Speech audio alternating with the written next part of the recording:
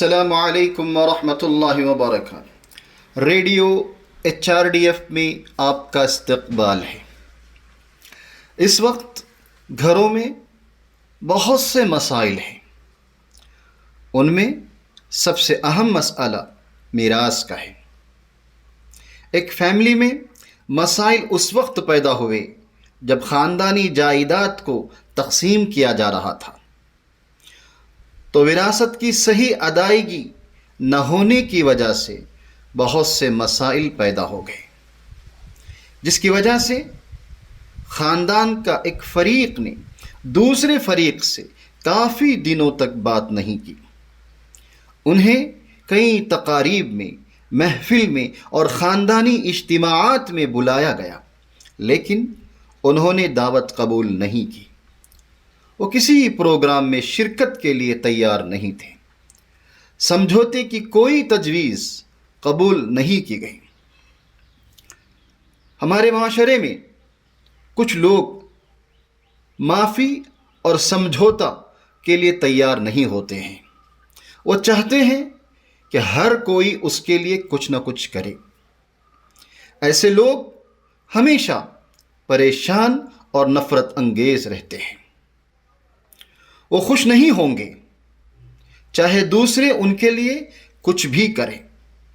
ایسا سلوک کرنے والوں کے لیے اللہ کو راضی کرنا بہت مشکل ہوگا۔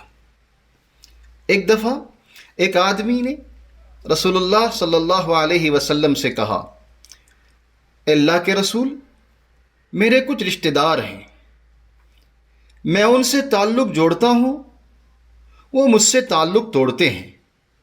میں ان کے ساتھ نیکی کرتا ہوں، وہ میرے ساتھ برائی کرتے ہیں۔ میں بردباری کے ساتھ ان سے درگزر کرتا ہوں اور وہ میرے ساتھ جہالت کا سلوک کرتے ہیں۔ تو آپ نے فرمایا، اگر تم ایسے ہی ہو جیسے تم نے کہا ہے تو تم ان کو جلتی راکھ کھلا رہے ہو، اور جب تک تم اس روشن پر رہو گے ان کے مقابلے میں اللہ کی طرف سے ہمیشہ ایک مددگار تمہارے ساتھ رہے گا۔ تو خاندانی رشتوں کی اہمیت کے بارے میں قرآن پاک کی اس آیت کو غور سے پڑھیں۔